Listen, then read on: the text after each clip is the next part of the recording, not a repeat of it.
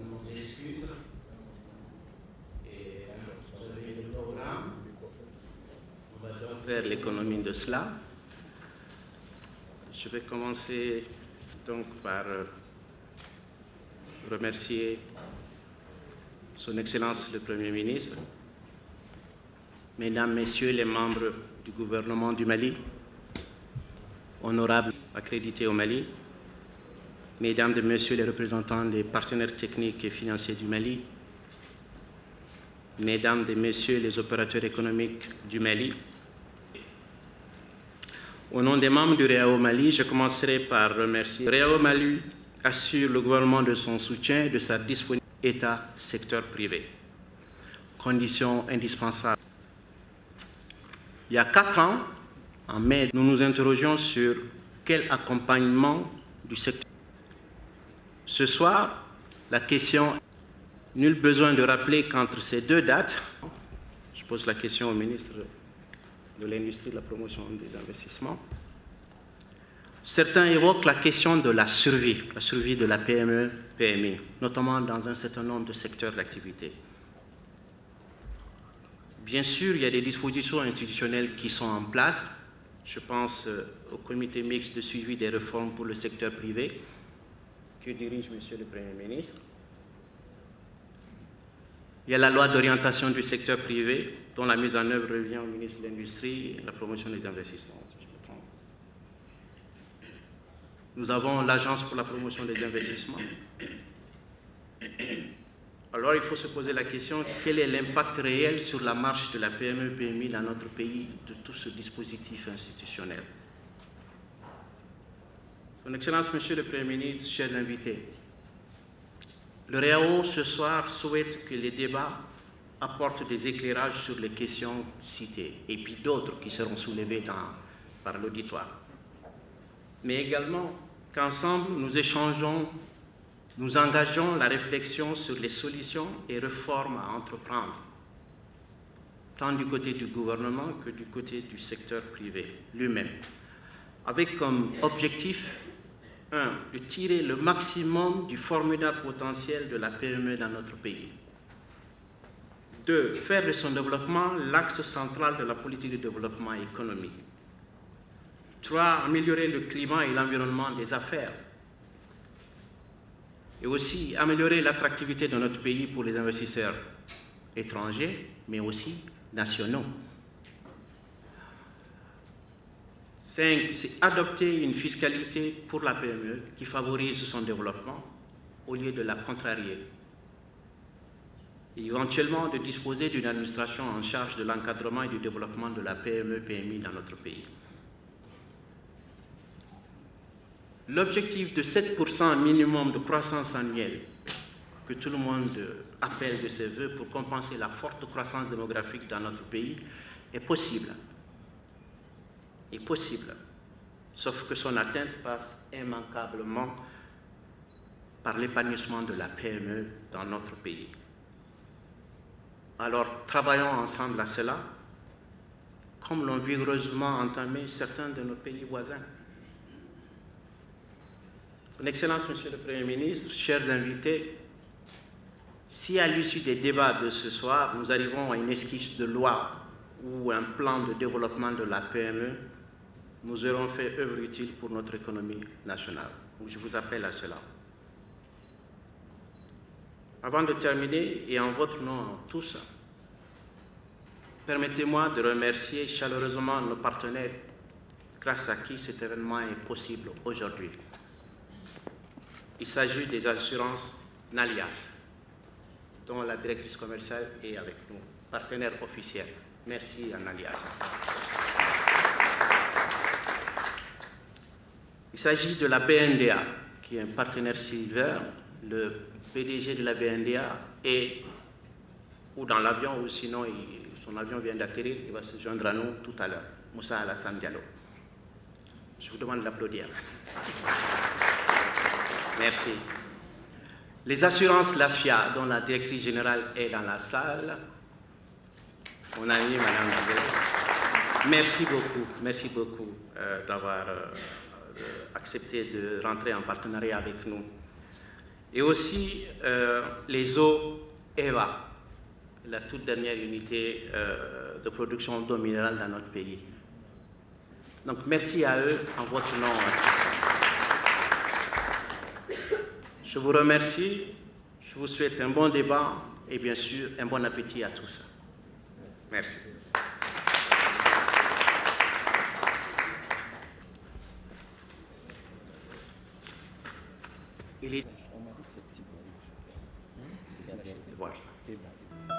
Nalias, une culture. La Nalias avance avec assurance. Nalias, un allié sûr.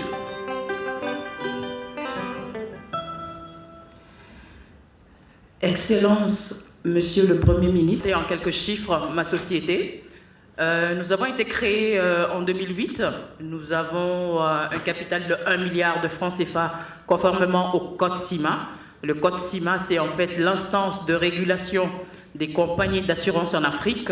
Il y a une quinzaine de pays à peu près, à parité à peu près égale entre quelques pays de la CEMAC et quelques pays de la CEDEAO. Alors, en 2013, nous avons réalisé un chiffre d'affaires de 2,5 milliards de francs CFA, soit des engagements de plus de 200 milliards de francs CFA. Ça veut dire qu'en réalité, nous avons une capacité financière de plus de 200 milliards de francs CFA. Alors, comme vous l'avez vu tout à l'heure, nous, à la Nalias, nous n'avons qu'une philosophie. C'est celle de respecter nos engagements envers nos clients. Nous n'avons qu'un seul état d'esprit, c'est celui de veiller avec diligence au paiement des sinistres. Alors permettez-moi juste 30 secondes d'insister sur le paiement des sinistres. Parce que le paiement des sinistres pour une compagnie d'assurance est important. C'est même pas important, c'est primordial, c'est vital, c'est incontournable. C'est une question de crédibilité. C'est-à-dire qu'une compagnie d'assurance ne peut pas encaisser des primes et en cas de problème ne pas payer. J'ai envie de dire qu'il s'agit là d'une logique implacable. Bon, une logique pas toujours évidente, certes, mais ça devrait l'être normalement pour toute compagnie qui se respecte digne de ce nom. Le paiement des sinistres, c'est une question, comment dirais-je, de prestige de la société, de prestance, de visibilité, d'excellence. C'est un des éléments tangibles et non moins importants du professionnalisme. Alors nous avons essayé de faire quoi à la Nalias depuis 2008 ? Nous avons essayé de développer une certaine promptitude dans le paiement des sinistres, une certaine réactivité. Ensemble, nous sommes proactifs. Tout à l'heure, vous avez vu, prenez notre emblème au milieu, vous allez voir un dromadaire. Le dromadaire en milieu désertique, qui symbolise quoi? L'endurance, la performance, la fiabilité. Fiabilité, c'est très important. La stabilité, c'est une référence. Vous avez un dromadaire en milieu désertique, vous êtes à peu près certain d'arriver à bon port. Prenez notre slogan, Nalias, un allié sûr, ce n'est pas que des mots, hein. Rassurez-vous, je parlais tout à l'heure de logique implacable qui voulait qu'une compagnie d'assurance digne de ce nom paye correctement ses sinistres. Nous la respectons. Hein. En 2013, nous avons payé 524 millions de francs CFA de sinistres. 524 millions, je répète. Et à l'heure où je vous parle, il n'y a pas de dossier d'instance. Ça veut dire que si vous êtes assuré chez nous, en cas de sinistre, en cas de pépin, vous serez remboursé et vous serez bien remboursé. Elle est là, notre réputation.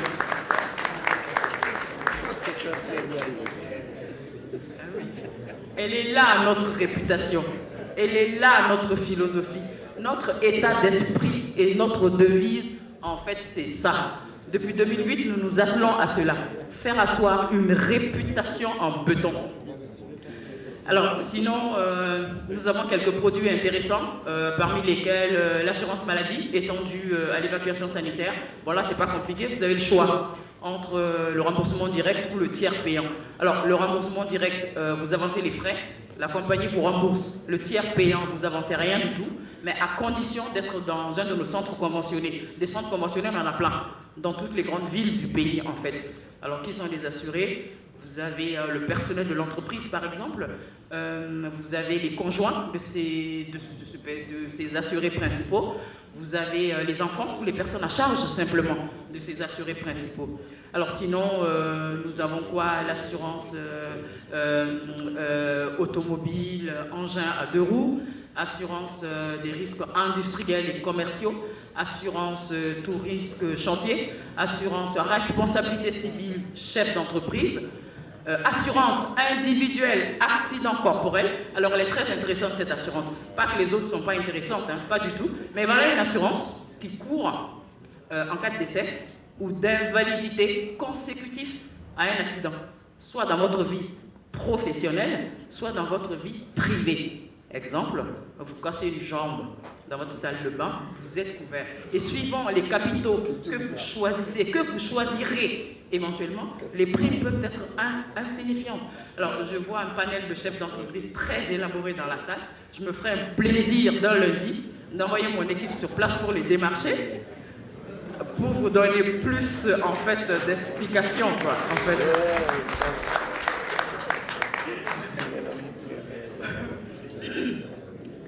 Alors, sinon, nous avons, qui sont nos clients? Nous avons des clients, parmi lesquels des structures étatiques, des structures minières, des sociétés industrielles et commerciales, des ONG nationales et internationales, des projets, des banques et institutions de microfinance, des PME, des PMI, des associations professionnelles et coopératives.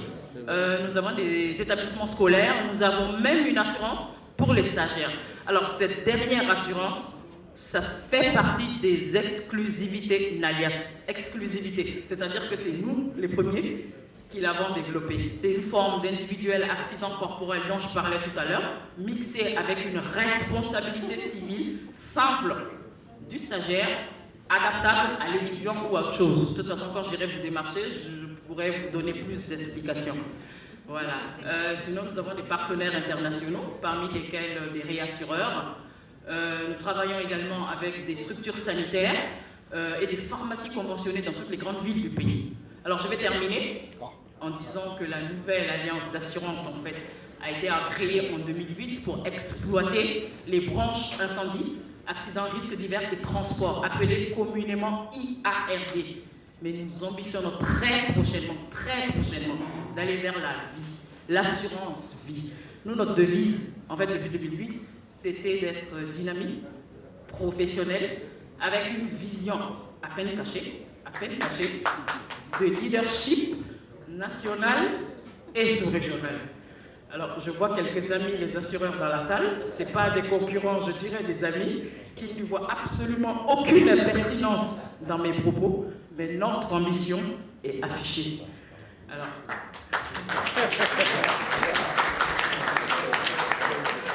Excellence, Monsieur le Premier ministre, Excellences, Mesdames et Messieurs les ministres, Monsieur le Président du RIAO, chers invités, l'Analias vous remercie.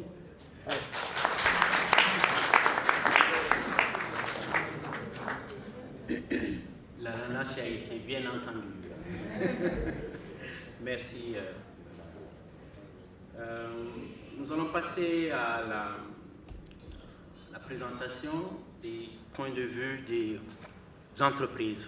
On veut parler de la PME, mais ce serait bien de donner la parole au chef d'entreprise. S'il vous plaît. Pour son développement. Cependant, les PME rencontrent d'énormes difficultés. Fidèle le débat sur le développement du secteur privé, un développement qui ne peut se faire sans l'implication. Pays d'agriculture par excellence, le Mali est à un tournant où il gagnera à passer d'une agriculture de subsistance à une agriculture à grande échelle. L'activité que nous menons au niveau de l'entreprise est capitale, s'exporter. Donc pour que nous puissions nous développer dans nos activités, il faudrait à ce niveau comment acquérir des terres pour aller vers le... Nous avons également un problème qui se pose en général à toutes les entreprises et souvent sur des produits qui sont saisonniers, d'où la nécessité de mettre sur place des produits financiers qui répondent à... On n'en parle pas souvent, nous n'avons pas suffisamment de main-d'œuvre qualifiée pour l'agriculture. Parce que malheureusement, nous n'avons pas tellement ces ressources et ça nous pose énormément de problèmes. Par exemple, si on prend la place que ce secteur occupe dans la chaîne de valeur de l'agroalimentaire, c'est au dernier niveau de transformation, de commercialisation, de valorisation des produits agricoles, structuration du secteur. Donc pour cela, il faut que les autorités en charge de la réglementation du secteur de la restauration essaient de créer un comité des difficultés d'accession aux fonds d'appui de développement d'entreprise. Mais j'avoue, les petits témoins écartés de la course. Bon, notre secteur d'activité, c'est évidemment la transformation des produits agricoles. Parce que la transformation, d'abord, ça permet de réduire les pertes post-récolte, d'une part. D'autre part, ça permet de bien conserver les produits donc, qui sont dans la transformation des produits agricoles. Donc, déjà en termes d'emploi, c'est qui va faciliter l'accès au foncier. C'est la volonté politique qui va justement permettre. La question en choisissant comme thème de l'événement « Quelle politique pour la survie de la PME au Mali ?»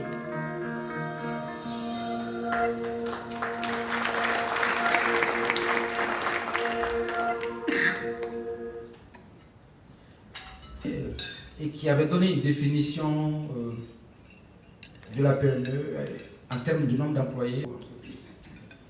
Maintenant, lorsqu'on a dit ça, ils sont combien? Lorsqu'on voit les statistiques officielles, il y a certaines qui formelles, réelles, parlent de plus de 200 000. Toujours est-il que ceci représente à peu près 70% de la création du PIB dans nos pays. Donc c'est un gros potentiel et c'est l'essentiel des pourvoyeurs d'emploi et de valeur ajoutée de nos pays, pour ne pas dire de notre pays, avec des avantages distinctifs qui sont dus à sa flexibilité, à sa souplesse et puis à son inclusivité. Mais malgré tous ces atouts, comme on a dit, la PME contribue très faiblement à la contribution du PIB, à peu près 20% contre 60 à 70% pour des pays considérés comme développés ou émergents. D'où la nécessité d'une politique qui soit spécifique à la PME. Alors, les obstacles, et là aussi on va les grossir.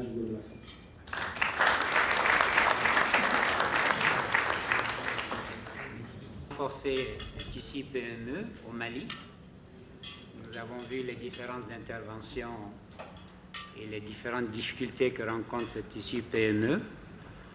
L'objectif, c'est qu'au sortir de cette rencontre, que les autorités aujourd'hui en charge de la gestion de ces questions-là puissent avoir des idées émanant des acteurs, à savoir les entreprises elles-mêmes qui ont parlé et qui vont certainement parler ce soir. Nous avons aussi la chance d'avoir les banquiers. Il y en a beaucoup dans la salle. Vous avez vu qu'un des thèmes majeurs c'est le financement de ce secteur. Nous avons la chance d'avoir les bailleurs de fonds, donc les partenaires techniques et financiers du Mali, qui aussi développent des programmes avec le gouvernement du Mali, allant dans le sens de soutien à tous les secteurs, bien sûr, et nous espérons que le secteur des PME va avoir une place de choix.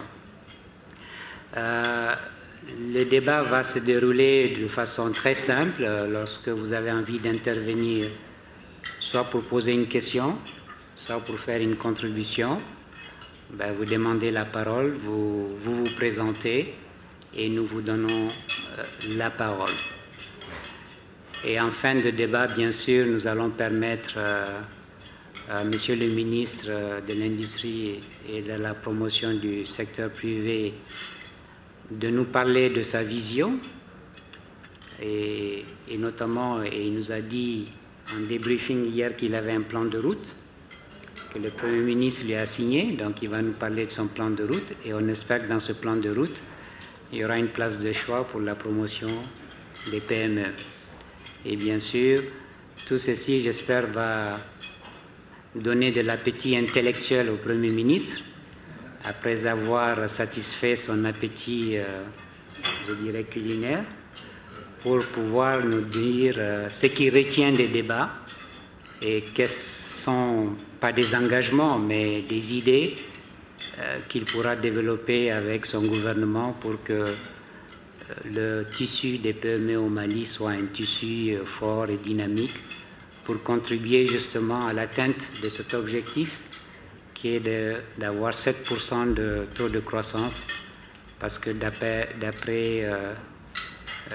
les experts et notamment le FMI qui est représenté ici ce soir, il faut un minimum de 7% de taux de croissance uniquement pour, je dirais, annihiler le taux de croissance démographique. Donc voilà, Excellences, Mesdames et Messieurs, comment nous allons conduire ces débats. Donc, la parole sera donnée à qui souhaiterait la prendre immédiatement.